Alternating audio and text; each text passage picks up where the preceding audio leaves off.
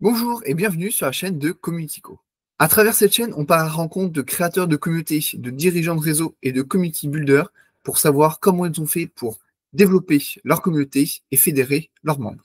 Mon objectif, tirer les vers du nez de nos invités afin qu'ils nous donnent leurs meilleurs conseils, leurs meilleures astuces et des tips actionnables et concrets pour bâtir une communauté. Sur ce, je vous laisse avec l'épisode du jour. Bonjour Jean-Christian, comment tu vas? Bonjour, très bien, très bien. Écoute, pour nos auditeurs, j'ai préparé une petite présentation, donc j'espère qu'elle sera fidèle et je te laisserai la compléter si jamais ce n'est pas le cas. Alors, depuis 1993, tu es coach en prise de parole et également conférencier. Depuis 2001, tu es responsable de formation, concepteur, animateur des masterclass pour jouer collectif, dont on aura peut-être l'occasion de reparler. Depuis 2009, tu es également animateur de conférences et webinaires pour la Social Selling Forum. Depuis 2010, tu es également en charge de la Fédération du réseau des professionnels du numérique, qui compte aujourd'hui adhérents sur 4 départements, où tu interviens notamment sur la mise en place d'une communauté d'ambassadeurs. Tu es également à la tête de. Enfin, tu es également intervenu pour plusieurs réseaux, dont on aura aussi l'occasion d'en reparler. Et enfin, depuis 2014, tu es président de l'association d'experts en entreprise Plus Agile. Donc voilà tout ce que j'ai un peu recensé sur ton parcours. Tu as un grand parcours, une grande expérience. Est-ce que tu as des choses à ajouter à cette présentation? Non, effectivement, tout mon parcours a été basé sur les réseaux. En fait, comme je suis indépendant depuis pas mal d'années, l'idée, ça a toujours été de travailler en collaboration avec d'autres personnes. Et voilà, donc effectivement, c'est mon feeling. Et évidemment, à partir du moment où on a mon âge, ben, forcément, ça fait un long parcours. C'est Si ce pour que je ça que peux j'ai peut-être essayé de. rajouter, c'est que j'ai écrit un livre qui s'appelle Le bonheur est dans le réseau pour les personnes qui voudraient savoir dans quel esprit je fais du réseau. Ok, ah oui, tu as également un livre. Oui. Ok, bah je mettrai aussi en description du coup le, ton livre. Je suppose qu'on peut le retrouver sur à la Fnac ou autre. Alors, essentiellement sur Amazon, en fait. Ok, bah, je mettrai le lien pour ceux que ça peut intéresser. Ça permet aussi D'accord. d'en apprendre plus à ton sujet. Euh, alors du coup, donc le réseau, ça te connaît. Et ma première question, c'était concernant tes conférences sur les prises de parole notamment. Ça fait 30 ans que tu fais ça, un peu plus de 30 ans. Comment t'es venue cette passion? Parce que la prise de parole aujourd'hui, on sait que c'est important, notamment quand on est entrepreneur. Il y a 30 ans, je ne sais pas si c'était le cas parce que j'étais pas né. Comment t'es venue cette passion? Ça a été quoi le déclic pour toi? En fait, j'ai commencé à travailler en réseau dans les années 90 et j'avais une activité de promotion en fait pour développer ce réseau. C'est un réseau commercial et en fait, 3 fois par semaine à peu près, je faisais des conférences. Donc au début, c'était un petit peu amateur. Petit à petit, je me suis professionnalisé et je me suis aperçu qu'en fait, si tu voulais développer tes réseaux, il fallait prendre la parole en permanence. Alors individuellement avec des gens, mais aussi se mettre aussi en valeur et se mettre devant des gens. Alors au début, bah, tu te mets devant 10 personnes, 15 personnes, 20 personnes. Puis après, bah, ça peut être des centaines de personnes sur des gros événements. Ok. Ouais, donc c'est venu naturellement ou Oui, c'est tu venu en es- beaucoup, beaucoup avec la pratique, parce que c'est vraiment une discipline que tu ne peux pas apprendre dans les livres. Et même si tu peux t'y former, à un moment donné, la seule solution pour devenir bon en prise de parole en public, bah, c'est de parler en public. ouais. Ouais, donc la pratique avant tout. Ouais, ouais, c'est clair. Et qu'est-ce que tu aimes particulièrement dans ce métier? Parce que ça fait 30 ans que tu fais ce métier. Je suppose qu'il y a forcément des choses que tu dois aimer. C'est quoi un peu pour toi les choses qui te font vibrer quand tu prends la parole ou que tu animes des conférences? Ah ben, moi, ce qui me fait vibrer, c'est la communication avec le public. Être sur la scène et communiquer avec le public, ça, c'est ce que j'adore. Je fais aussi du théâtre, je fais de l'impro et c'est voilà, c'est la même chose. Je crois qu'à un moment donné, voilà, de ressentir que ce que l'on dit fait réagir les gens, les fait sourire, les fait rire, les fait prendre conscience, tout ça, on le ressent sur la scène et ça devient une drogue. Ok, ouais, ouais.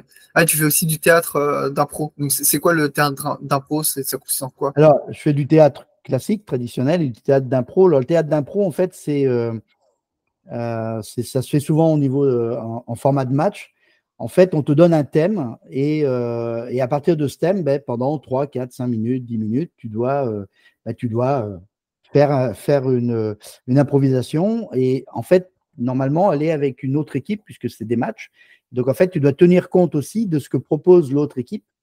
Et ce qui fait que voilà, tu dois être hyper concentré et en même temps relâché parce que bah, tu ne sais pas ce que tu vas dire avant de le dire. Donc, c'est assez particulier comme comme exercice. discipline. C'est très complémentaire de la prise de parole en public traditionnelle, professionnelle, quoi. Ouais, c'est ce que j'allais dire, ça te permet de peut-être de développer un peu tes sens ou ton esprit, Ouais, ouais. travailler ton esprit à ce niveau-là. C'est ça, Ouais, tu es obligé d'être dans l'instant présent, en fait. hmm. Tu ne peux pas anticiper parce que tu ne sais pas ce que la personne va te dire en face, contrairement au théâtre traditionnel. Donc, en fait, comme tu ne peux pas anticiper, bah, tu es aux aguets et tu as tous tes sens qui sont ouverts. Et est-ce que tu dois jouer aussi les scènes?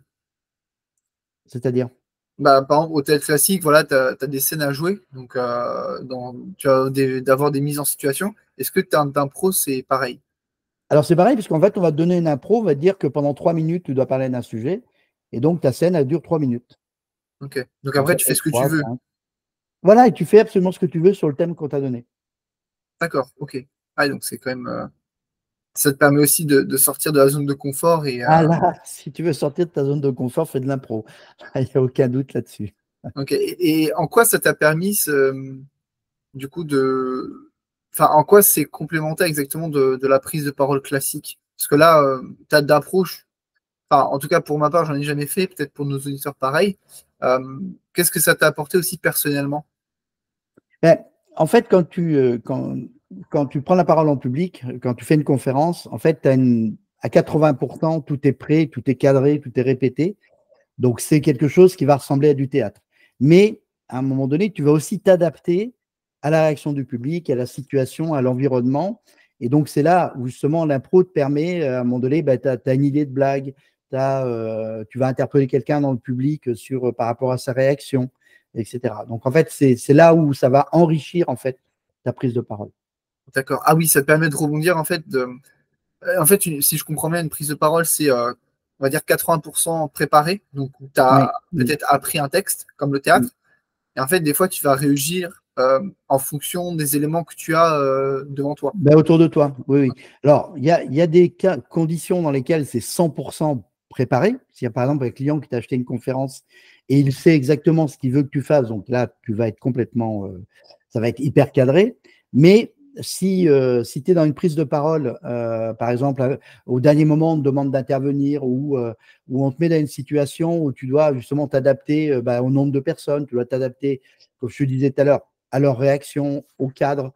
J'ai par exemple fait une intervention, on m'a demandé 3 minutes avant de prendre la parole, on m'a demandé d'intervenir. Ben là, c'était en fin de journée, les gens ils venaient de faire 8 heures de conférences, ateliers, tables rondes, etc. Mais là, il a fallu que je m'adapte pour être plus ludique, parce que je savais que les gens étaient fatigués, qu'ils avaient entendu beaucoup parler pendant la journée. Donc ben là, tu vois, tu as une part forcément d'improvisation au-delà de ce que tu as pu déjà préparer. Parce que Ok, de toute façon, ça passe par la préparation. ok, ouais, je vois, ça t'aide à. Et ça fait combien de temps que tu fais du théâtre d'impro? Au théâtre d'impro, ça fait que 2 ans. Donc, D'accord, oui, c'est frais. c'est récent. Mais c'est bien aussi parce que ça montre que tu essaies constamment d'évoluer parce que certaines personnes pourraient rester dans leur zone de confort justement et se dire, bon, bah, je maîtrise mon sujet qui est les conférences, ça fait 30 ans que tu fais ça. Et toi, tu t'es quand même dit, je vais quand même essayer d'aller chercher les 15-20% en plus qui vont me faire progresser davantage. Oui, ben, en fait, moi, je fonctionne beaucoup par le plaisir. C'est-à-dire que j'ai du mal à faire des choses qui ne me procurent pas du plaisir. Donc, quand j'ai commencé à faire du théâtre il y a 5 ans et après de l'impro, j'ai vu que ça a augmenté mon plaisir de mes prises de parole. Donc, voilà, je me suis accroché à ça parce que en fait, c'est vraiment une matière hyper vivante, parce que comme les réseaux, hein, en fait, c'est une relation avec les gens. Et c'est ça, en fait, qui est passionnant. Et donc, que tu sois sur scène ou que tu sois au milieu des gens, c'est ça, en fait. Et donc, tu as envie d'être plus attentif, tu as envie d'être plus présent au moment présent, quoi. Ok. Mais ouais, du coup, c'est un bon lien que tu as fait parce que tu as dit c'est comme les réseaux. Euh, Parce que du coup, dans le théâtre, évidemment, tu communiques avec les autres, tu communiques avec le public. Et, euh, et tu fais pareil dans les réseaux. Donc, si j'ai bien compris, donc j'ai cité que depuis 2010, tu étais en charge de la fédération du réseau des professionnels du numérique. Mais est-ce que tu interviens également dans d'autres réseaux? Et si oui, qu'est-ce que tu fais au sein de ces réseaux? Alors, je suis par exemple impliqué dans une commission événementielle de l'Association française des conférenciers professionnels. D'ailleurs, il y a un quart d'heure, on était en train de faire une visio justement pour organiser des événements. Donc, je me suis occupé de la communication l'année dernière. Là, je suis sur l'événementiel avec une équipe. La partie, effectivement, SPN, donc le cluster numérique, je suis en charge de la fédération du réseau et de la mise en place d'ambassadeurs, parce qu'on est sur 4 départements. Donc, l'idée, c'est de mettre des ambassadeurs qui peuvent, comme ça, organiser des événements sur place. Et puis après, ben, je suis dans plein de réseaux, des clubs d'entreprise. Alors, certains, je suis là en tant que consommateur, et d'autres, je suis là en tant qu'acteur, en tant qu'animateur, en fait. Ok. Je suppose que forcément, ton métier de conférencier, de coach en prise de parole doit t'aider quand tu animes des réunions, parce que quand tu dis que tu es animateur, c'est-à-dire que dans les réseaux d'affaires, enfin dans les clubs d'entreprise, c'est toi qui anime la réunion de A à Z, si je comprends Alors, pas bien. forcément la réunion, mais qui va animer l'organisation, par exemple, d'événements. Tu vois, demain, on a une table ronde sur l'IA et son impact sur nos métiers. En fait, c'est moi qui anime la table ronde avec 4 experts de l'IA, par exemple. D'accord. Ouais, donc un peu comme le rôle d'un journaliste, on va dire. Oui, voilà, c'est le MC, on appelle ça, le maître de cérémonie sur les grands événements.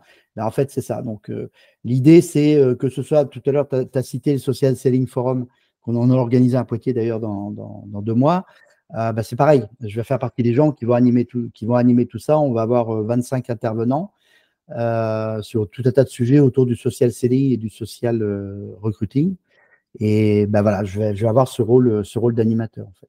Ok, donc en fait, dans tous les réseaux où tu fais partie, ton rôle, c'est plutôt d'organiser les événements, de faire en sorte que ça Pas se dans tous déroule les bien. réseaux, justement. Je pense qu'il faut aussi se laisser le loisir d'être consommateur dans certains réseaux Ok, et qu'on s'occupe de nous. Moi, il y a des réseaux, j'ai envie qu'on s'occupe de moi.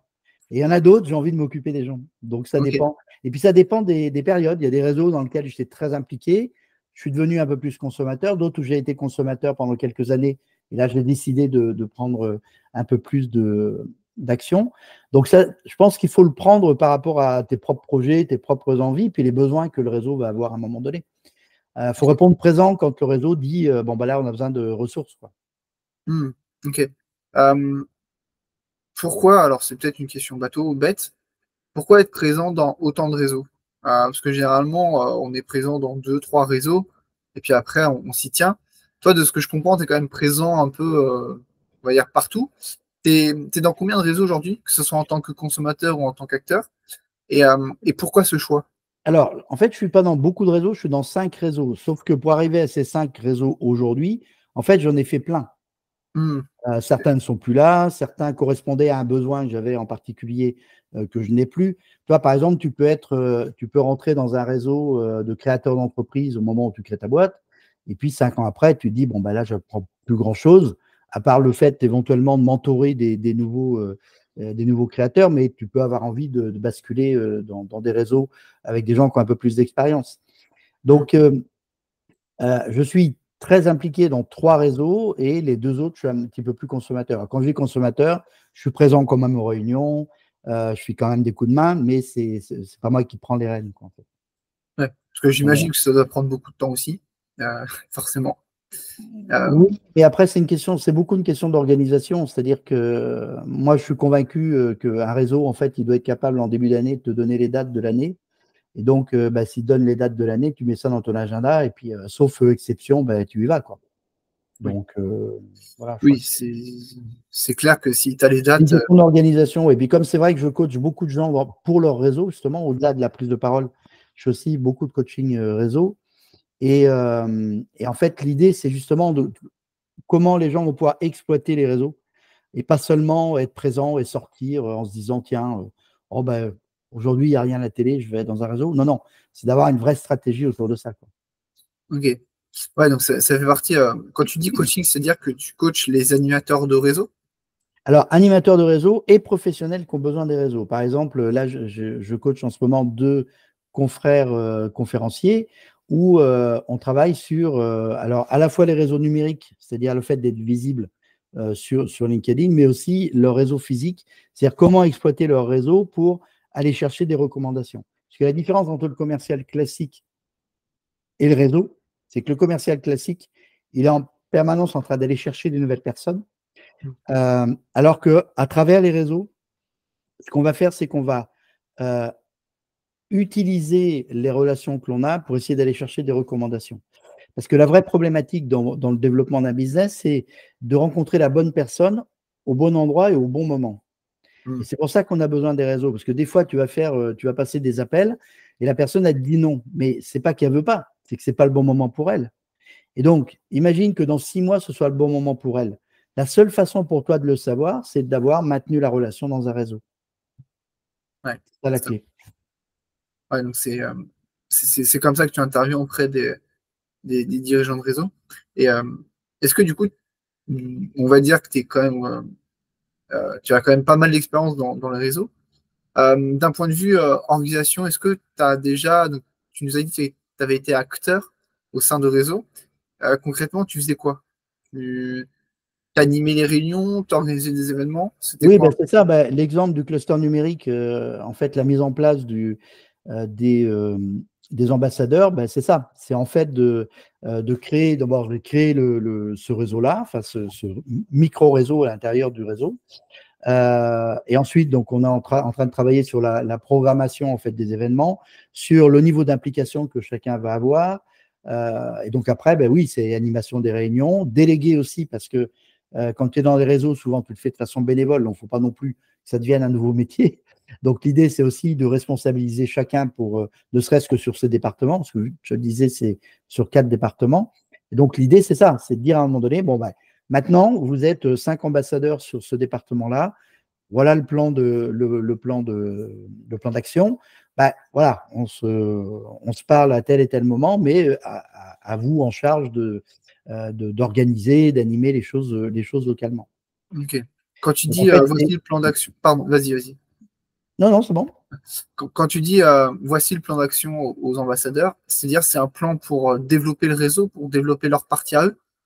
Oui, par exemple, tu vois, là, demain, comme je te disais, j'anime une table ronde sur l'IA et l'impact que ça a sur nos métiers. Donc ça, c'est sur un département. Ce qu'on va faire, c'est qu'on va l'emmener sur les 3 autres départements. Donc, l'idée, c'est que les ambassadeurs identifient les besoins que localement ils peuvent avoir, identifient les lieux où on pourrait faire ça, éventuellement des intervenants, parce que ce n'est pas forcément les mêmes que dans la première table ronde. Et donc, charge à eux d'organiser tout ça. Et nous, à ce moment-là, on vient avec la table ronde avec tout ou partie des intervenants sur ce sujet-là. D'accord. Ok. Ouais, donc Et est-ce que tu t'occupes aussi des stratégies pour développer le nombre de membres à l'intérieur des réseaux? Oui, oui. En fait, il y a un gros travail non seulement sur le nombre, mais sur le ciblage, en fait. Parce que là, tu vois, par exemple, la cluster numérique, c'est un réseau dans lequel tu mets tous les gens qui font du numérique.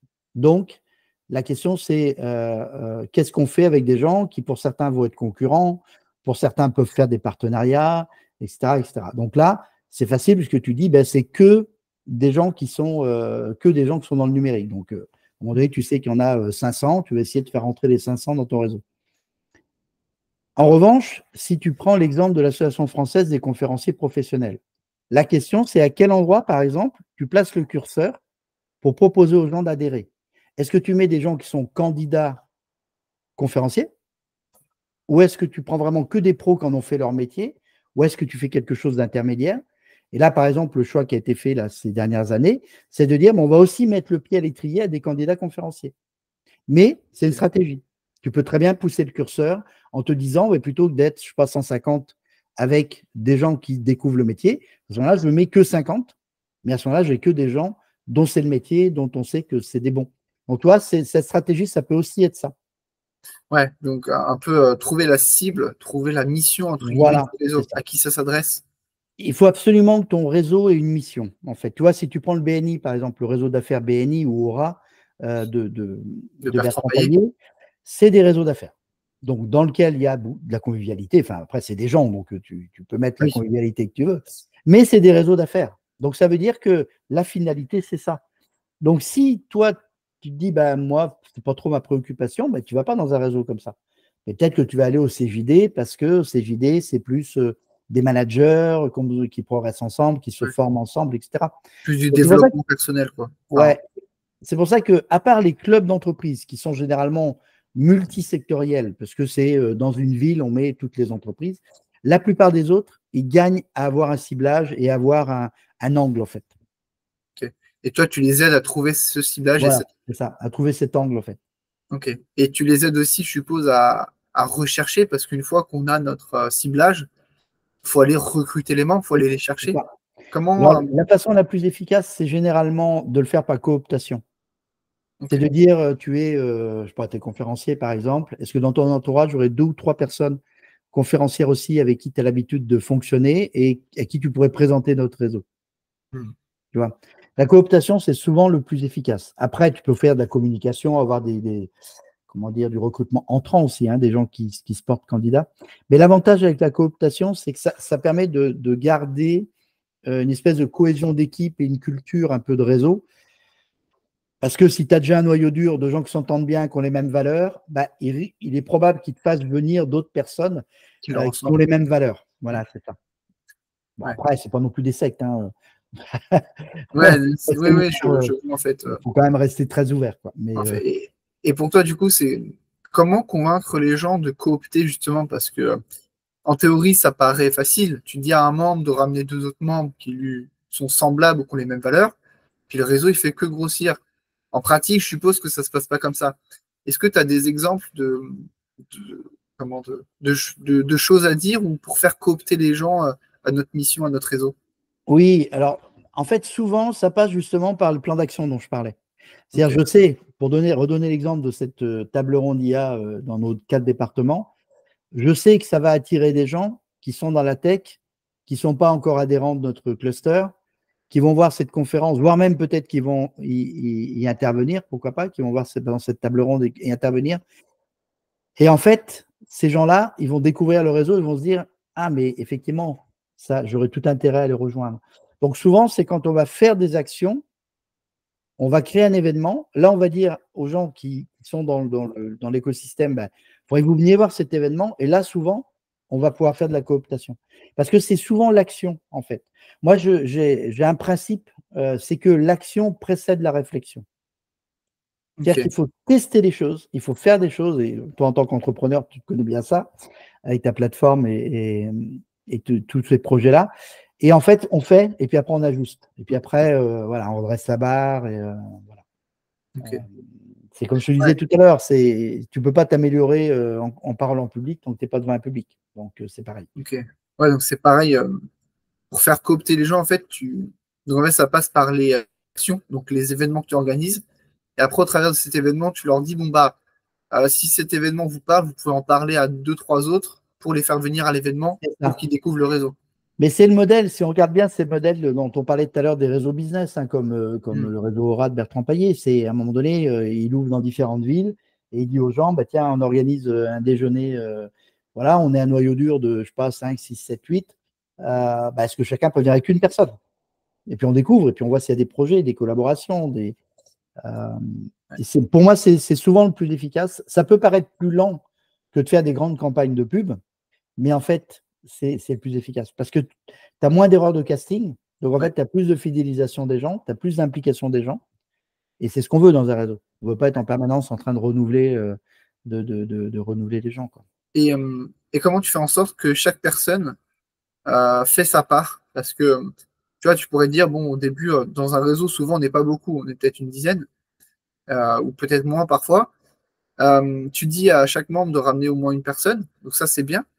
Mais comment tu t'assures qu'ils respectent leur part, entre guillemets, du marché? Qu'est-ce que tu mets en avant pour qu'ils fassent et qui poussent les gens à venir? Alors, déjà, ce qu'il faut bien comprendre, c'est que là, on est en train de parler de phase de développement où tu vas avoir besoin de rentrer des personnes nouvelles. Mais il y a aussi des phases dans un réseau où tu n'es plus en train de développer. Tu n'as pas besoin non plus, tu ne vas pas en avoir 10 de nouveaux chaque mois. Hmm, Euh, En fait, pour moi, la vraie clé, c'est d'identifier le plus vite possible quelles sont les motivations des gens. ok. C'est-à-dire que si quelqu'un n'a aucun intérêt à faire rentrer un ou deux nouveaux membres dans le réseau, ben, c'est pas grave. Mais à partir du moment où on sait que c'est pas sa priorité à lui. D'accord? Donc, en fait, ce qu'il faut, c'est identifier, c'est d'ailleurs ma publication de ce matin sur LinkedIn, il faut identifier les raisons pour lesquelles ces personnes-là pensent qu'avec ton réseau, ils vont pouvoir atteindre leurs objectifs plus vite Ok. et plus facilement. Ouais. Et à partir de là, eh ben, je vais organiser des actions qui vont servir leurs objectifs. Et donc, ça va être plus naturellement qu'ils vont faire venir des gens. Hmm. Parce que les réseaux, ça a une particularité, c'est qu'on ne peut pas dire il faut. Il n'y a pas de lien de subordination comme dans une entreprise. Globalement, dans une entreprise, quand tu dis à tes collaborateurs, il faut être là à 8 heures du matin, Bon, c'est une un peu obligation. moins avec la Gen Z, mais quand même, dans l'ensemble, les gens sont là. Dans un réseau, tu n'as pas ça. Dans un réseau, tu dis à quelqu'un il faut, tu ne lui dis pas deux fois, quoi. Parce que la deuxième fois, il va dire attends, j'ai pas besoin d'un nouveau patron, j'ai ce qu'il faut. Donc en fait, l'idée, c'est qu'on ne peut faire bouger les gens que par la motivation. En fait. Ok. Ouais. C'est un peu. Il y avait un livre que j'avais lu sur ce sujet, c'est la notion de carotte, en fait. De trouver la carotte, de trouver la motivation qui fait avancer les gens. Donc c'est un peu. Ça me fait penser à ça, parce que. Ah ouais, en fait, tu comprends pourquoi ils sont là. Globalement, c'est en rapport avec la mission du réseau, parce que tu as défini dans ton plan, dans ta stratégie. Et en fait, tu trouves, généralement dans les réseaux d'affaires, c'est facile parce qu'ils veulent de l'argent. Enfin, globalement, ils veulent rentrer du business. Donc tu dis, bon, si tu fais venir quelqu'un, potentiellement, ça te fera des affaires à toi et aux autres. Et en fait, ça fait grossir le réseau. Donc c'est plutôt assez simple à trouver dans ce cas-là. Dans d'autres contextes, ça peut être un peu plus dur. Ça nécessite peut-être aussi de bien connaître sa cible, de bien définir en amont, bah, tout le monde du parler, en fait, de faire ce travail de recherche et de trouver pourquoi en fait les gens viennent dans le réseau, quoi. Qu'est-ce qu'ils y trouvent. Absolument. Ok. C'est très pertinent. Et, euh, et du coup, ça fait combien de temps que toi, tu... Parce que là, je disais, je donnais des dates, mais en gros, ça fait quoi? Ça fait 15-20 ans que tu es que tu aides, en fait, que tu es acteur de ces réseaux? Ah non, ça fait 30 ans que je suis acteur des réseaux. 30 ans même Ah oui, dans... oui. Ok. Oui. J'ai été dans des réseaux business et puis après sur des réseaux comme ce cluster ou des associations pro. Mais non, non, j'ai toujours été là-dedans parce qu'en fait, comme je suis freelance, freelance, tu ne peux pas tout faire tout seul. C'est Non. d'ailleurs ce qu'on voit en ce moment, c'est beaucoup de gens sont en train de chercher, même les entreprises qui ont des salariés, sont en train de chercher des partenariats. Tu vois, l'exemple de l'IA, c'est flagrant. Les gens se disent, bon, mais je ne pourrais pas tout avoir en interne, quoi. Il faut absolument que je rencontre des gens qui vont m'amener des choses qui sont complémentaires de ce que je fais, quoi. Et pour passer ce genre de partenariat, il faut connaître les gens. On ne peut pas se contenter de dire, tiens, j'ai croisé quelqu'un, il fait ce que je ne sais pas faire, on y va. Non, on a besoin de connaître les gens, on a besoin, comme je disais tout à l'heure, de partager les mêmes valeurs, et donc peut-être qu'on va travailler ensemble. Et Hmm. ce peut-être on va travailler ensemble, c'est là où on est obligé d'être en réseau, quoi. Moi, les ambassadeurs, il y en a une vingtaine, et en fait, ils ont quasiment tous dit, moi, je veux être ambassadeur pour connaître tous les gens du réseau. Tu vois. D'accord. Et oui, c'est ça. Et comment tu as trouvé ça? Parce que c'est pareil, trouver des ambassadeurs, c'est un peu comme déléguer, entre guillemets, le recrutement. Mm. Comment tu as identifié ces ambassadeurs-là? Est-ce que c'est eux qui sont venus à toi? Moi, j'aurais Ou- demandé, en fait. En D'accord. fait, j'ai pris la liste des adhérents. Il y a plus de 160 adhérents, je crois. Et en fait, j'ai fait un seul mail. J'ai dit, voilà, on va mettre en place des ambassadeurs localement. Voilà ce qu'on va faire pour vous. On va vous donner des outils, on va vous reconnaître, on va vous rendre visible, etc. Et en échange, on aurait besoin d'un coup de main sur tel et tel truc. Et je n'ai jamais relancé. Ok. Et tu en as trouvé combien du coup au total? Là, il doit y en avoir 19. Là. 19 sur 160, Ouais. ce qui est déjà pas mal. Ce qui est pas mal. Et ce que je sais, c'est que là, donc c'est frais, ça date d'il y a 2 mois, un mois et demi. Et ce que je sais, c'est que ça va créer des vocations. C'est-à-dire que je sais qu'il y a d'autres gens qui vont dire ah, mais je n'ai pas répondu à ton mail, mais oui, oui, moi, ça m'intéresserait aussi. Comment je peux aider? Donc, je sais aussi ça. Ce que je voulais, c'était un noyau dur de gens qui sont réactifs. Hmm. Parce que je me dis, si tu es réactif sur un premier mail que tu reçois et que tu n'en reçois qu'un, ça veut dire que le jour où je te demande un truc, tu le fais, quoi. Tu vois. C'est une Ça sorte ne veut de pas dire que test. les autres ne le feront pas, mais ça veut dire que là, je sais qu'il y a une réactivité, donc ça veut dire qu'on Ouais. part avec un. Ouais. C'est un peu peut-être aussi la, quand tu délègues quelque chose, c'est un peu aussi ce sur quoi tu dois faire attention, c'est sur la confiance que tu peux avoir. Mm. Parce que c'est peut-être l'erreur des fois qu'on peut faire quand on délègue, c'est à des personnes qui ne sont pas de confiance. Et au final, tu leur dis des choses et au final, tu vois que c'est jamais fait. Et en fait, tu t'aperçois que bah, c'était pas forcément les bonnes personnes. Et comment toi, en fait, c'est au travers de ce mail que tu t'es dit, OK, je peux avoir confiance en eux. Parce qu'ils Alors, ont réagi. alors, en fait, déjà, moi, que ces gens-là répondent au mail, pour moi, ça suffit pour avoir confiance en eux. Après, j'ai pas besoin, c'est pas des gens avec qui je vais me marier non plus. Donc, ce que je veux, c'est qu'ils me disent, bah, j'ai envie de donner un coup de main, pourquoi pas. Simplement, l'idée, c'est qu'on s'est mis d'accord sur un truc, sur ce que j'appelle, moi, la fiabilité. Les gens croient que la fiabilité, c'est les gens qui font ce qu'ils disent. Mais en fait, c'est pas ça, la fiabilité seulement. La fiabilité, c'est les gens qui disent ce qu'ils font. Donc, j'aurais dit, c'est pas compliqué. Si à un moment donné, vous ne pouvez pas faire quelque chose, ou vous ne voulez pas, ou vous n'avez pas le temps, nous, ce dont on a besoin, c'est de le savoir. Hmm. On n'a pas besoin que, parce qu'on vous a dit de le faire, vous disiez, bon, allez, je vais le faire, et au bout du compte, vous ne le ferez pas parce que vous n'avez pas eu le temps. Nous, on sait que sur ce département, il y a 5 ambassadeurs. Ben, si sur les 5, il n'y en a que 4 qui peuvent, parce que le 5e, il n'est pas dispo, nous, on a besoin de le savoir. Et en fait, pour moi, la fiabilité, c'est ça. C'est quelqu'un qui te dit à quel endroit il est. Et ben, s'il est au bon endroit, il est au bon endroit. S'il n'y est pas, on fait autrement. Parce que, comme je te disais, un réseau, les gens sont indépendants. Donc, on peut pas les mettre dans un moule. OK. Ah, c'est très, très clair.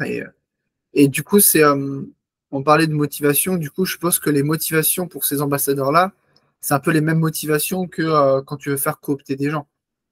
Oui, oui, Ouais. on était là-dedans.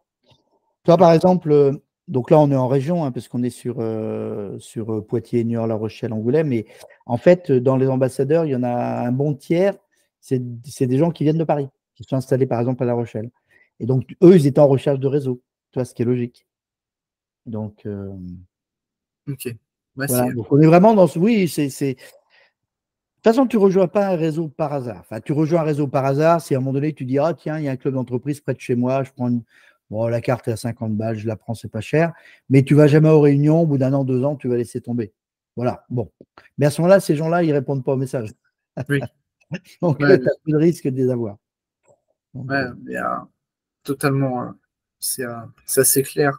Et je vous coupe quelques secondes pour vous dire que si vous appréciez l'épisode, vous pouvez laisser un like, un commentaire ou un avis 5 étoiles sur la plateforme de votre choix. Ça ne prend que quelques secondes et ça m'aide énormément à faire découvrir la chaîne à un maximum de monde. Merci d'avance à tous ceux qui prendront le temps de le faire. Ah, et pensez également à vous abonner si ce n'est pas encore fait. Et on reprend avec l'épisode. Au niveau donc des événements, là tu parlais de table ronde sur l'IA notamment. Euh, Quand tu établis la stratégie d'un réseau, je suppose que vous réfléchissez aussi aux rencontres, au type de rencontres que vous devez faire, que vous devez proposer. Comment ça se passe au niveau de la réflexion? Qu'est-ce qui vous fait dire que vous allez peut-être organiser une rencontre par semaine? Est-ce que c'est à la même fréquence? Est-ce que c'est le même jour, à la même heure? Comment ça se passe au niveau de l'organisation et de la stratégie des rencontres?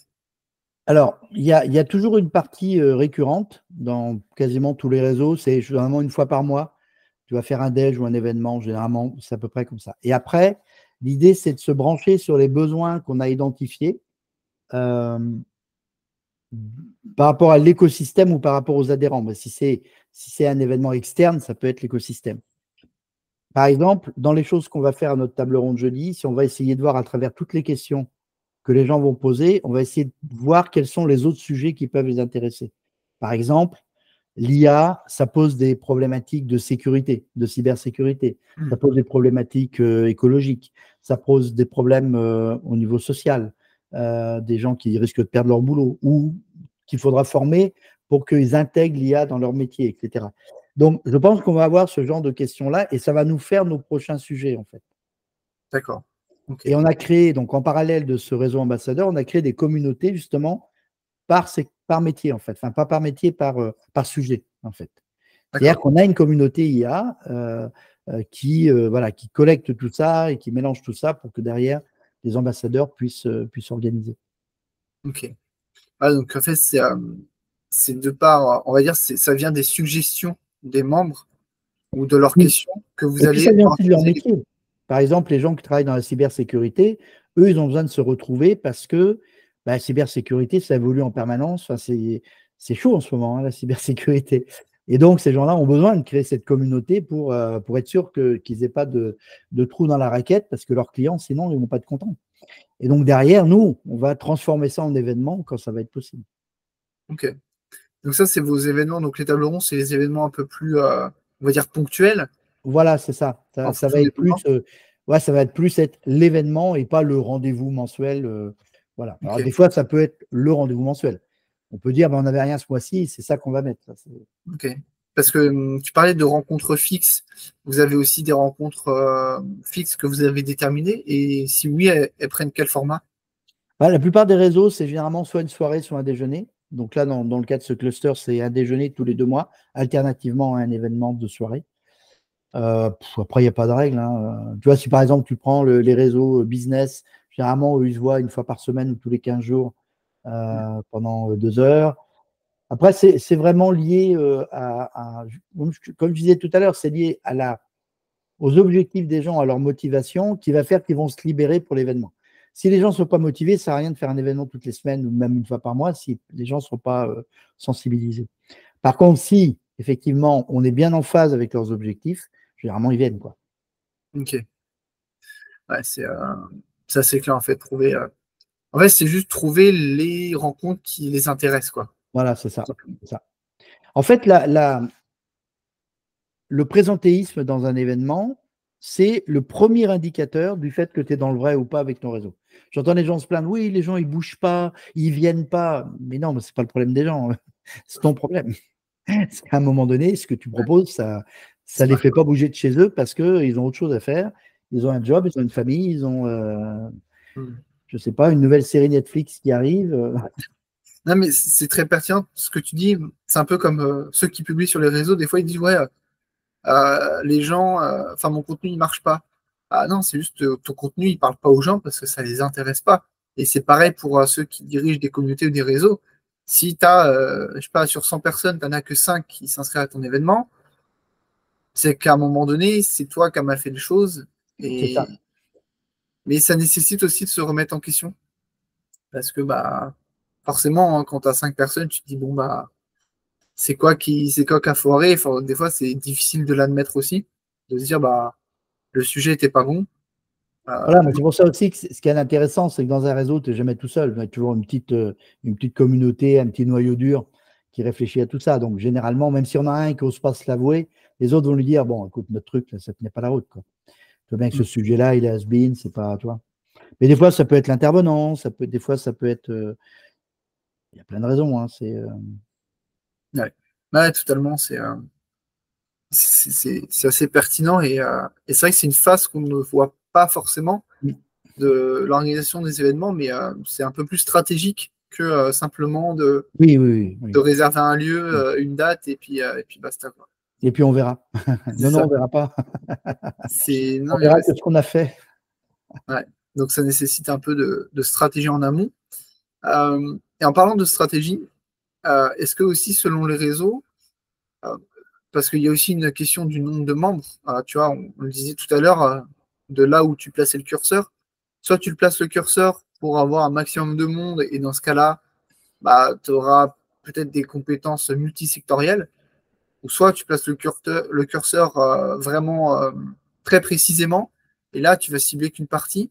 Et du coup, comment ça se passe le développement du réseau? Parce que le but, in fine, d'un réseau, c'est de grandir, de grossir et d'avoir de plus en plus de membres.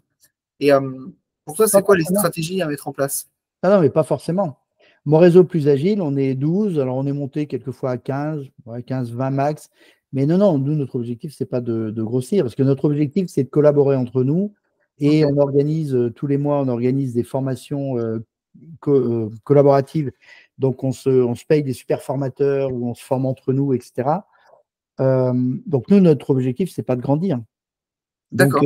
non, mais t'es pas obligé. Si tu as les bonnes personnes au bon endroit dans ton réseau, tu n'as pas besoin de grandir. Tu vois? Mhm. Donc, si, renouveler éventuellement un peu le turnover. Mais Oui, c'est parce pour que ça que si. c'est pour ça que tu as besoin d'être clair sur les gens dont tu veux t'entourer. Parce que si tu es clair, tu t'en fous du nombre, en fait. Ok. Ouais, donc en fait, si tu leur dis, voilà, moi, je veux juste progresser, acquérir de nouvelles compétences et être 15 maximum pour avoir une grosse qualité, si c'est clair dès le début, après, c'est plus un Ouais, sujet. c'est clair. Et de temps en temps, tu vois, nous, ça fait 10 ans qu'on a créé notre réseau.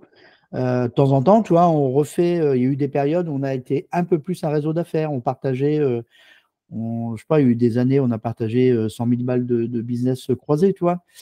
Et puis, petit à petit, on s'est plutôt recentré vers le développement personnel. Donc, de temps en temps, bah, tu revisites un peu ta stratégie. Comme je te disais tout à l'heure, l'histoire des curseurs. Hmm. Est-ce que je prends des conférenciers débutants jusqu'aux têtes d'affiche comme Michael Aguilar, etc. Ou est-ce que à un moment donné, je prends plus les débutants, je prends que ceux qui, je sais pas, font 10 conférences par mois, par an, pardon, minimum, rémunérés. Et puis, ou alors je pousse encore le curseur plus loin en disant je ne prends que des gens dont c'est le métier principal. Ils Ok. font rien d'autre à côté. Alors, il y en a Ouais. quelques-uns, mais il y en a beaucoup moins. Oui.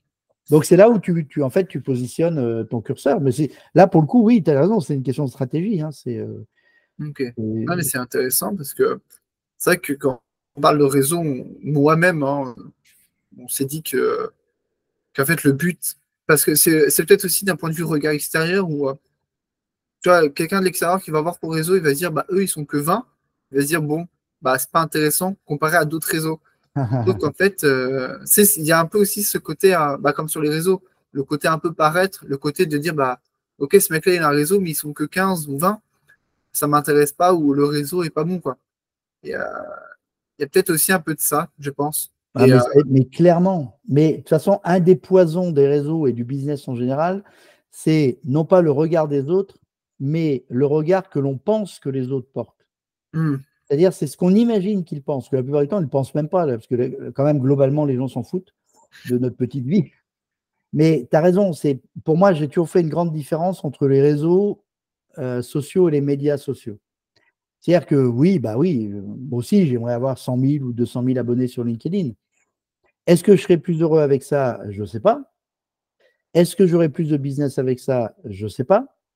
Moi, ce qui m'intéresse, c'est quand je fais un post ou quand je vais faire des commentaires sur les posts des autres, que je discute avec des gens que j'aime bien.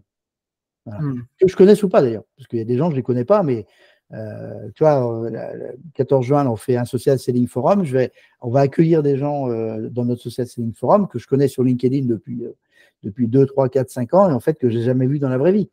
Donc voilà, et c'est pour ça que pour moi, il y a une grande différence entre réseau et médias sociaux. C'est fondamental. Enfin, pour moi, c'est fondamental. Euh, alors, après, je n'ai pas un modèle économique qui demande de l'audience. C'est-à-dire qu'effectivement, si j'avais un modèle économique basé sur le nombre de personnes qui me like, ou bon, après, je raisonnerais sûrement autrement, quoi. hmm. Ouais. Oui, puis ça dépend aussi du modèle économique des réseaux, parce qu'on parlait un peu du nombre. Euh, Est-ce que pour toi, un réseau, parce qu'il y a plusieurs avis sur le sujet, est-ce que pour toi, un réseau doit être l'activité principale, par exemple, un dirigeant de réseau, est-ce que ça doit être son activité principale, ou est-ce ça peut juste être en complément de son activité? Enfin, comment tu vois les choses à ce niveau-là? Un animateur de réseau, tu veux dire? Enfin, Bah, quelqu'un. par exemple, voilà, quelqu'un qui veut créer une communauté en ligne ou créer un réseau physique, donc il va démarrer un peu de zéro. Est-ce que pour lui, euh, c'est dérangeant si c'est pas son activité principale? Ou est-ce Bah qu'au non, contraire, il doit se focus et 90% des gens qui animent des réseaux, c'est pas leur métier. hmm, Tu vois, tu as des gens comme Bertrand Payet dont on parlait tout à l'heure. Lui, c'est son job. C'est-à-dire ouais, qu'il a créé son réseau Aura et c'est une entreprise. D'ailleurs, les BNI aussi, hein, tous ces réseaux-là, ce n'est pas des assos, hein, c'est des vrais business, hein. ouais, Même s'ils essaient de se montrer comme des assos, des fois, en disant un président, un machin, un truc, la mécanique derrière, c'est de la franchise. Enfin, un genre de franchise. Je ne veux pas être de la franchise, mais. Donc, non, après, il y a des réseaux dans lesquels le volume peut le justifier d'avoir quelqu'un à plein temps. Toi, notre cluster numérique, il y a une dizaine de salariés, mais ce n'est pas les animateurs du réseau. C'est les gens qui gèrent le réseau, mais ce n'est pas les animateurs ok. sur le terrain. C'est le conseil d'administration derrière. Mais ouais, enfin, je pense pas qu'il y ait de règles. La plupart, quand même, des réseaux, c'est des présidences tournantes, les animateurs changent, donc il n'y a Ok. pas Ouais, donc d'obligation. même au niveau des modèles économiques, en fait, bah, en fait, on en revient un peu à la stratégie de base. Et c'est un peu ce qui doit aussi, parce qu'on doit penser aussi modèle économique dans un réseau. Euh, et ça, pour toi, ça dépend aussi du coup de la stratégie qui a été fixée de base. Oui, ben, en fait, le modèle économique, globalement, il y a trois sources de revenus dans un modèle, dans un réseau. Le premier, c'est les cotisations. Le deuxième, ça peut être des subventions, ce qui est le cas d'un cluster numérique, par exemple, qui est financé par les collectivités locales. Et le troisième, c'est les événements. Donc, globalement, c'est les trois choses. Donc, si tu mets une cotisation à 50 euros et que tu as 100 membres, ça veut dire que tu as 5 000 euros par an. Donc, dès que tu fais un événement, il faut que les gens payent leur entrée. Parce qu'avec 5 000 euros, tu vois, quand tu as payé la salle et le buffet, il ne reste plus grand-chose. Tu as d'autres réseaux où la cotisation, comme les réseaux, il y a des réseaux business, cotisation, c'est 2 000, 3 000, 4 000 euros par an. Là, tu peux te permettre d'avoir des super intervenants et de faire l'entrée gratuite. Ouais. Donc, c'est vraiment, tu as raison, c'est une stratégie. À un moment donné, tu peux. C'est comme Ouais. dans le business. Dans le business, on dit il y a les marchés en valeur et les marchés en volume. Donc, si tu crées une asso avec une cotisation à 50 euros, ça veut dire qu'il faut que tu sois dans un marché en volume. Hmm. C'est-à-dire que là, d'un seul coup, il te faut 100, 150, 200, 300, 400 adhérents, sauf si tu as de la subvention. Si par contre, tu veux être sur un marché en valeur, c'est-à-dire que tu dis, bah, nous, ce qu'on va apporter, c'est de vous faire, je sais pas, quand on aura un intervenant, c'est vraiment quelqu'un tip-top. Quand on ira, je sais pas, quand on fera venir un traiteur, ce ne sera pas du sandwich et du machin, voilà. À ce moment-là, tu es dans de la valeur, donc ça veut dire qu'il faut que la personne accepte de payer peut-être 500 balles par an de cotise ou 1000 euros. Ouais. Donc en fait, il n'y a pas de vérité Ah ben non, générale, quoi. non, il n'y a pas. Ouais. Nous, on a accepté chez Plus Agile, on a une cotise qui doit être à un peu moins de 200 euros, je crois. Et par contre, on paye tout. C'est-à-dire que notre journée, on doit payer, je sais pas, 30 ou 40 euros pour notre journée. Voilà. Et puis, s'il y a un intervenant un peu plus cher, ben, chacun d'entre nous donne 100 euros de plus pour l'intervenant. Enfin, voilà, on fait au coup par coup. Mais parce qu'on est sur un petit nombre. Si Hmm. par contre, tu as un réseau qui est assez grand, ça veut dire qu'il va falloir le vendre aux gens. L'idée de payer chaque intervention. Donc là, Également, il y a ouais. de la pédagogie à faire, quoi. Ouais. Ouais, puis comme tu le dis, tu es sur du volume aussi, donc ça Mm. n'aura pas les mêmes problématiques parce que si tu organises un événement et que tu as 10 personnes, bah, limite, ça rembourse même pas la salle, quoi. Donc C'est ça. après, Mm. c'est différentes stratégies. Donc, Mm. non, mais c'est bien de voir qu'il n'y a pas enfin, de modèle économique idéal, il n'y a pas de vérité. En fait, c'est un peu chacun fait à sa sauce et comment aussi il perçoit les Oui, choses. c'est ça. Puis après, c'est un équilibre aussi sur une année. C'est-à-dire que là, toi, par exemple, à FCF, on a fait un événement, il y avait 300 personnes. Donc, voilà, 300 personnes, il devait y avoir 250 payants qui ont dû payer 30 balles la soirée. Bon, ben, ça peut te servir à financer derrière un autre événement dans lequel il y aura un petit peu moins de monde, moins rentable, mais ben, tu équilibres en fait tu équilibres ton budget aussi à l'année. Hmm. Ok. C'est comme les produits vache à lait, tu sais, on parle de ça en marketing. On dit il y a Hmm. des produits vache à lait et qui fait qu'après, ben, avec cette vache à lait, ça peut te permettre de financer de la R&D, de financer du marketing, de financer ou de payer Ok. des dividendes quand c'est des entreprises. Mais bon. Ouais, mais c'est très très clair. Euh, donc, on l'a dit plus en amont, ça fait plus de 30 ans que tu es dans les réseaux. Comment ça a évolué? Parce que moi, il y a 30 ans, j'ai pas pu suivre l'évolution. Est-ce que ça a toujours fonctionné comme ça, comme on l'a décrit? Ou est-ce que tu as vu un peu bah, voilà, des personnes qui ont essayé un peu d'innover? Comment ça s'est passé? Alors, les réseaux, de toute façon, à la base, c'est des relations entre les gens. Donc ça n'a pas changé depuis quelques milliers d'années. Hein, donc, il n'y a pas de souci avec ça. Ce qui a changé, c'est évidemment l'arrivée des réseaux sociaux parce que ça nous a permis de garder le contact avec des gens qu'on n'a pas le temps de voir physiquement, soit pour des raisons géographiques, soit pour des raisons d'emploi du temps, etc. Donc ça a été quand même la vraie grande révolution. Et la deuxième révolution, ça a été le Covid, quoi. Parce que tu vois, ce qu'on est en train de faire là, ben avant le Covid, on n'aurait jamais eu l'idée de se mettre en vidéo.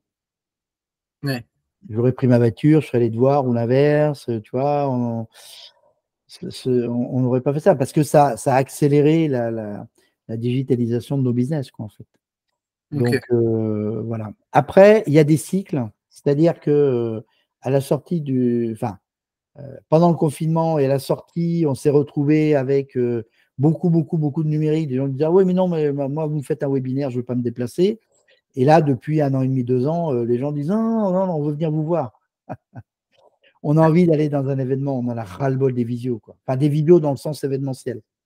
On a Hmm. ras-le-bol des webinaires, ou alors un live sur LinkedIn de temps en temps, mais c'est pas. Ouais. Ouais, donc en fait, il y a eu. Pour toi, du coup, ça a marché en. Enfin, il y a eu on va dire deux grands bouleversements, c'est les réseaux sociaux. Donc, on va dire 2008-2010. Oui, voilà, 2008-2010, les gens ont commencé à vraiment y être. Ouais. Ouais. Et après, du coup, 2020, Bah oui, avec ouais, la c'est ça. Covid. Parce que là, ça a complètement changé notre relation aux autres, de façon générale, quoi. Et Hmm. pas que positivement, d'ailleurs, hein. Il y a eu des gens pour qui ça a été Plus dur aussi. ils ont été en difficulté. Mais ce que je trouve intéressant aujourd'hui, c'est vraiment qu'on est en train de trouver cet équilibre euh, dans la convergence entre le numérique et le physique.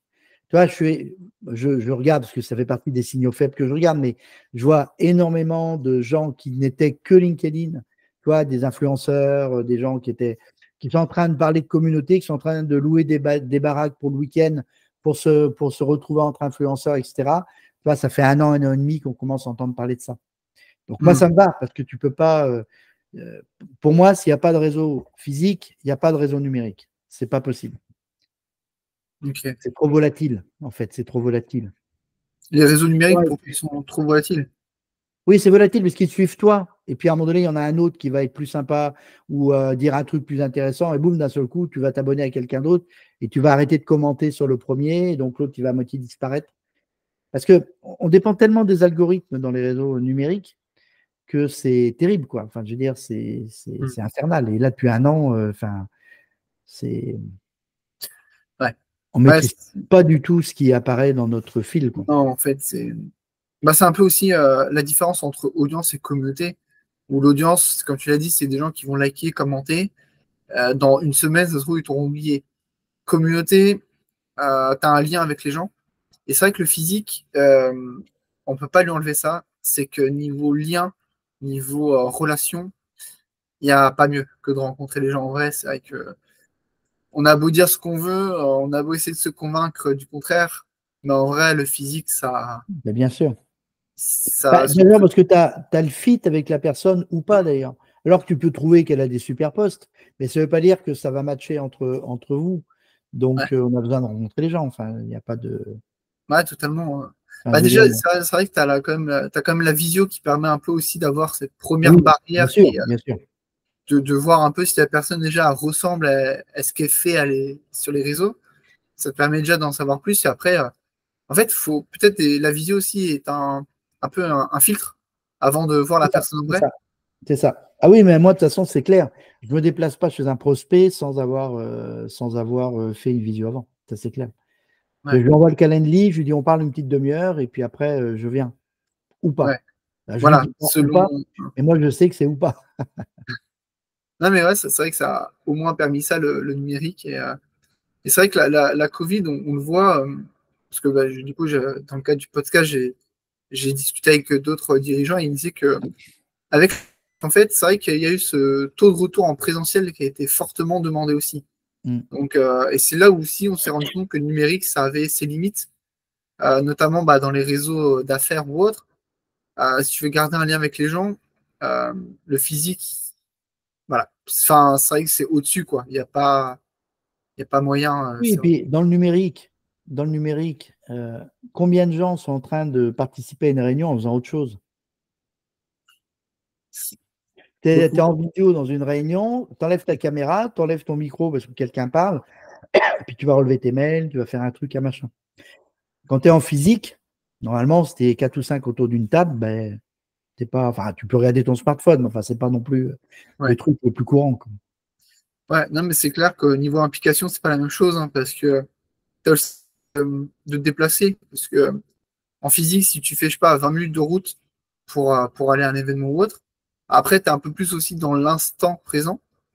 Et alors qu'au numérique, tu l'as dit, hein, tu te connectes, tu coupes ton micro, tu peux faire deux, trois trucs à côté, potentiellement commenter des posts sur les réseaux sociaux. Enfin, c'est vrai que c'est pas pas la même intention non plus. Et, et ouais, non, c'est tout à fait clair. Euh, Ça me fait une petite transition avec ma prochaine question.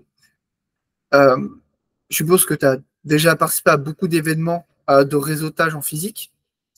Euh, Comment lier le physique et le digital? Je vais peut-être préciser un peu ma question. Quelqu'un que tu vas rencontrer en physique, qui t'intéresse, comment derrière tu vas faire en sorte pour garder la relation avec cette personne? Parce que tu disais un peu plus en amont, faut être au bon endroit, au bon moment, avec la bonne personne. C'est ça le réseau. Et comment tu fais? Parce que quelqu'un que tu rencontres en physique, potentiellement n'a pas besoin de toi tout de suite, et peut-être que dans 6 mois, il aura besoin de tes services. Donc comment tu gères ça? Alors déjà, la première chose que je fais, qui est un peu contre-intuitive, c'est que je ne veux pas que la personne s'intéresse à moi, mais moi, c'est moi qui m'intéresse à elle. C'est-à-dire que quand je discute avec quelqu'un et que ça me semble intéressant, la première chose que je fais, quand ça fait 5-10 minutes qu'on a discuté, je lui dis: ah, mais je continuerai bien cette conversation. Par contre, là, j'imagine que vous aussi, vous avez d'autres gens à voir. Euh, Par contre, je suis vers chez vous jeudi prochain. Vous avez un créneau pour un café ou déjeuner? Voilà. Ce qui fait que ça me permet d'identifier des gens comme ça avec qui j'ai envie de reprendre du contact. Donc ça, c'est la première chose. Et pour moi, le vrai enjeu, c'est de comprendre ce qu'elle fait et qui elle est. Parce qu'après, ce sera plus facile de lui parler de ce que je fais. Et les gens, eux, ils ont envie qu'on leur parle d'eux, ils n'ont pas envie qu'on leur parle de nous. Voilà, ça, c'est basique. Ceux avec qui je n'ai pas pu choper un rendez-vous, en fait, l'idée, c'est, moi, je crois beaucoup là-dedans, contrairement à plein de gens. Moi, je crois à la carte de visite. Je distribue jamais les cartes de visite, je les échange. Et comme ça me permet de récupérer des cartes de visite, de demander les gens en relation dans les réseaux. Je vais faire le tour de leurs publications s'ils en font ou de leurs commentaires, et je vais essayer moi de commenter leurs commentaires ou de commenter leurs publications quand il y en a. Et comme ça, je sais aussi que l'algo va bien aimer déjà le fait qu'on échange. J'envoie souvent un petit message perso en disant: bah voilà, on s'est rencontrés hier, bah voilà, on pourrait rester en contact. Donc je fais beaucoup comme ça en fait. Ok, très, très clair, parce que j'avais la même stratégie de prendre les coordonnées de la personne, aller sur ses réseaux, commenter, liker, aller en message privé et maintenir la relation, donner des nouvelles, parce que ça, c'est C'est ça. très important. J'en vois plein qui ne l'ont pas fait, enfin, en tout cas, qui n'ont pas fait avec moi. Après, je sais pas si on l'a fait avec d'autres, mais de donner de ces nouvelles, parce que tu vois, il y a des gens, ça fait 1 an que je suis en relation avec eux, mais je leur parle pas tous les jours. Parce que c'est pas possible. Mais de temps en temps, bah, comment tu vas, comment ça avance, ton activité. Juste, des fois, ce petit message en plus, ça fait énormément de différence parce que la personne se dit, bah, il s'intéresse à moi. Et en fait, tu restes un peu dans la tête du prospect. Derrière, de temps en temps, tu vas liker ses publications. Comme on dit, en plus, ça coûte rien de liker enfin, ça prend 5 secondes. Et en fait, c'est comme ça aussi qu'on peut maintenir une relation. Et je trouve que c'est là où, justement, c'est intéressant d'avoir le numérique et le physique, Mm. de pouvoir lier les deux. Donc, très clair sur ce que tu as dit. Et après, je sais qu'une des difficultés parfois, c'est de trouver un mobile. C'est pour lui envoyer, parce que tu peux lui dire: alors comment ça va, moi ça va, mais bon, tu l'as fait une fois, bon, 2 fois, à un moment donné, ça paraît un peu téléphoné. Alors moi, il y a quelque chose que je fais beaucoup, c'est quand j'ai bien compris ce que faisait la personne, c'est de temps en temps lui partager des profils qui m'ont l'air d'être sur la même problématique et qui pourraient l'intéresser, ou qui géographiquement, tu vois, ça match avec elle. Donc ça, c'est tout bête, mais je lui dis: ah, mais tu connais peut-être un tel, je viens de voir, là, il a fait un post intéressant et donc sur son sujet. Si c'est la QSE, si c'est, je sais pas, la QVT, enfin peu importe quoi. Et ça a l'air de rien, mais c'est non seulement je pense à toi, mais bah, je te donne une info qui peut t'intéresser. Ouais. Tu Donner de vois. la valeur.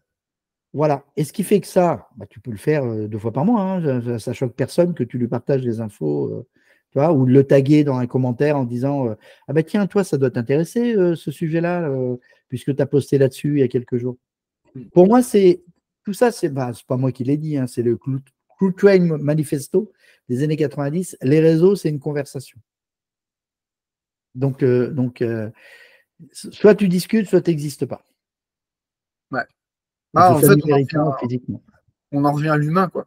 Euh, Ouais, mais bien c'est sûr, bien sûr. des relations sociales, quoi. C'est des réseaux sociaux, donc c'est aussi fait pour se comporter comme tel, et surtout à l'ère où beaucoup de messages maintenant sont automatisés. Enfin voilà, on est censé se démarcher, contacter, que ce soit sur LinkedIn ou par mail. Et de temps en temps, un petit message comme ça avec une intention derrière d'aider, de partager un contact, euh, ça fait toute la différence. Tu vois, enfin, et moi, je le vois, on l'a déjà fait avec moi, et je me dis, bah voilà, c'est un geste qui marque, on va dire, l'esprit. Donc, ouais, c'est hyper important. Et ça, c'est le très bon conseil que tu nous donnes. Ouais, alors par contre, il faut le faire sincèrement. C'est-à-dire faut pas le faire simplement parce que tu veux que la personne t'oublie pas et que ça peut être un client et que machin. Il faut Oui, sincèrement te dire, ah, ça, à mon avis, ça peut lui rendre service. Parce que oui, sinon, on va sentir à un moment donné que tu as, fait une mécanique. voilà. Moi, l'automatisation, j'ai un gros problème avec ça, quoi. Enfin, pour Ouais, plusieurs raisons. La première, c'est qu'effectivement, c'est complètement anonyme quelque part, parce qu'à part le profil des gens, les gens ont tendance à ne pas personnaliser plus que ça. Et donc, il y a des erreurs de casting. Enfin, des fois, tu reçois des trucs, tu te dis, quoi tu m'envoies ça? Tu vois, si vous avez des problèmes de recrutement, appelez-moi, mais tu vas voir mon profil, tu vois que je suis tout seul et que je ne recrute pas. Donc, il y a un moment donné, je sais pas, intéresse-toi un peu à ça. Et l'autre chose aussi, c'est que je pense que c'est pas bon pour l'image de trop mm, automatiser. Parce qu'à un moment donné, il y a quand même qu'un seul truc qui peut t'aider, c'est ta réputation, quoi. ouais. Donc, Ouais, bon, après, c'est vrai que souvent, les automatisations elles se font avec des faux profils, mais c'est ouais, des faux profils ou des deuxièmes profils. Enfin, oui, ouais, voilà, des c'est ça. Mm. seconds profils. Et c'est vrai que j'avais déjà réfléchi à ça, cette notion de notoriété. Parce que c'est vrai que des automatisations, ça marche parce que si tu envoies les mauvais messages aux mauvaises personnes ou autres, bah, derrière, t'es pas crédible, tu vois, comme tu l'as dit. Oui, alors, après, c'est comme je te disais, il y a marché en valeur, marché en volume. Si c'est une action commerciale, parce que tu es commercial dans une boîte et qu'on t'a demandé de faire ça, et que tu vends, je sais pas, tu es capable de choper tous les responsables informatiques, tous les DSI, parce que tu vends du logiciel de sécurité, par exemple, bon, moi, ça ne me pose pas de problème. C'est dès que tu es sur plutôt du grand public et que tu essaies de choper des freelances ou des TPE sans avoir vraiment vérifié ce qu'ils font, ben, à un moment donné, c'est là où ça ne va pas, quoi. Et Mm. donc, si toi, tu es freelance et que tu utilises l'automatisation, moi, je pense que ça ne marche pas. Ok. Ah, mais c'est bien parce que c'est un peu deux approches différentes, hein. C'est un peu comme, si tu pêches avec un gros filet, tu essaies de choper le plus de poissons possible, ensuite tu vois, tu fais le tri et tu regardes si ça marche. Ou si tu pêches à la ligne et que tu essaies de choper le bon contact, le bon prospect en t'intéressant sincèrement à lui, quoi. Donc c'est un peu. Ah oui, mais sauf qu'il y en a, c'est pas la pêche au filet qu'ils font, c'est la pêche à la grenade, hein. Ouais. Et il y a pas que des poissons qui sont morts, il y a tout qui est mort. Non, mais c'est. Bon, après, je te dis, c'est une question de modèle économique, hein. Si tu es sur un marché en volume, je comprends qu'on fasse ça. Moi, je veux pas de. Ouais. Non, mais c'est clair. Euh, pour en revenir au réseau, là où tu étais acteur et même consommateur, est-ce que tu as déjà eu affaire à des tensions, des conflits au sein du groupe? Et si oui, comment tu as fait pour les gérer? Ah. Alors, ça dépend si c'est la personne qui est en conflit avec le réseau lui-même en disant oui, vous avez promis des trucs, vous ne les faites pas, ou si c'est des gens entre eux. Parce que Eh souvent, ben, c'est plutôt les gens entre eux, quoi. ouais, est-ce que ouais, les gens entre eux? Ouais. Bah, c'est les gens sont adultes, hein. Je crois qu'il faut pas se. Si à un moment donné, ça dépasse des bornes, tu vires. Parce que ça, c'est un truc que les gens n'osent pas faire, de virer les gens de leur réseau. Mais il faut oser, hein. À un moment donné, dire bah écoute, là, ça va pas le faire, quoi. Je veux dire, c'est à chaque réunion, tu lui dis pas bonjour parce que tu l'aimes pas et que tu vois, ou que tu commences à parler des gens dans leur dos, etc., ben, ça va pas le faire, quoi. Voilà. Ok. Alors, ça dépend de la taille du réseau. Si tu as un réseau de 500 personnes, ça passe inaperçu. Mais par contre, si c'est un réseau un peu plus petit où des gens travaillent ensemble, Faut pas laisser passer, effectivement. Ouais. Ok. Ouais, donc toi, tu hésiterais pas à sanctionner, quoi. Enfin, à sanctionner ou virer la personne. Ouais, ou lui expliquer qu'elle a rien à faire là, parce que souvent, en fait, ce qui se passe, c'est que les gens, ils s'en vont, en fait. Ok.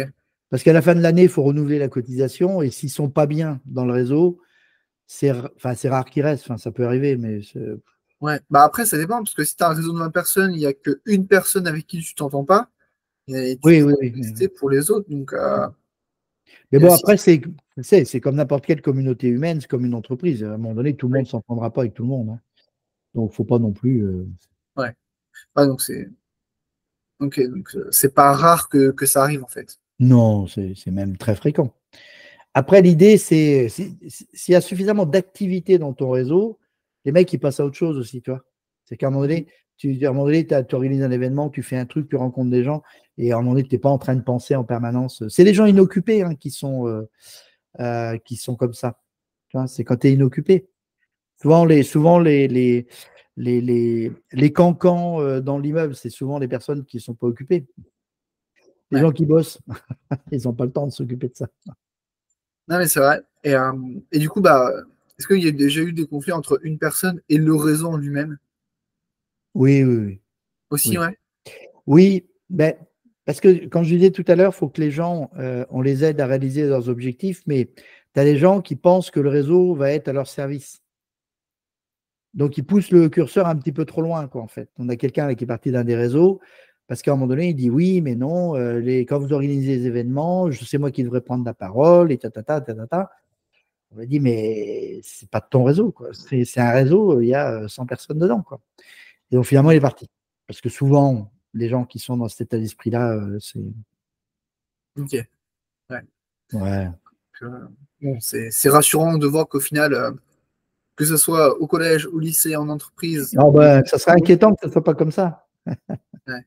Ah, mais ouais, c'est rassurant, mais bon, après, il faut aussi que je pense que ça reste des cas isolés, quoi. Faut pas que ça arrive non plus tous les 4 matins. Oui, oui, mais enfin, moi, j'ai jamais vu à part des réseaux en train de mourir, parce que justement, il y avait une ambiance de folie, une ambiance terrible. Ça m'est arrivé peut-être une fois ou deux où le réseau a finalement disparu parce qu'il y avait une sale ambiance. Mais c'est souvent aussi les animateurs qui mettent cette ambiance-là, qui ont Hmm. tendance un peu à participer au ragot, tu vois. Ah oui, Bah, c'est souvent ça. ok. Une Bah, partie pour l'un ou pour l'autre. ouais, ou en C'est comme fonction des du relations mauvais que tu as avec management, lui. hein, c'est pareil, hein. Ouais, ouais, peut-être. Bah, en fait, c'est en fonction aussi peut-être des amitiés ou des liens que tu crées avec les gens, Mm. où du coup, tu peux prendre parti pour l'un ou pour l'autre, et C'est finalement, ça, c'est c'est pas ça, c'est ça. forcément. Et bah, du coup, c'est quoi pour toi les qualités d'un bon animateur? Euh, Tu vois, si demain tu dois mettre quelqu'un animateur de réseau, pour toi, c'est quoi, enfin, s'il avait une liste de cases à cocher, de compétences, ça serait quoi pour toi? Ouais, bah, déjà, je pense que c'est plus qu'une compétence, c'est une qualité. Je crois qu'il faut aimer les gens. Donc, je pense que ça se commande pas. Tu aimes les gens ou tu les aimes pas, je pense. Et puis, ça dépend des fois des périodes de ta vie aussi, hein, où tu es plus ou moins bien dans ta peau. Donc, pour moi, la première qualité, c'est d'aimer les gens. Euh, et donc, la corollaire de ça, ou le corollaire, je ne sais pas comment on dit, c'est de faire preuve d'empathie pour essayer de comprendre les besoins des gens et leurs objectifs et comment on peut les aider. Donc ça, c'est souvent la suite logique de ça. Après, bah, qualité relationnelle, c'est-à-dire que, enfin, si tu prends les 4 couleurs de Marston, c'est bien d'être jaune un peu.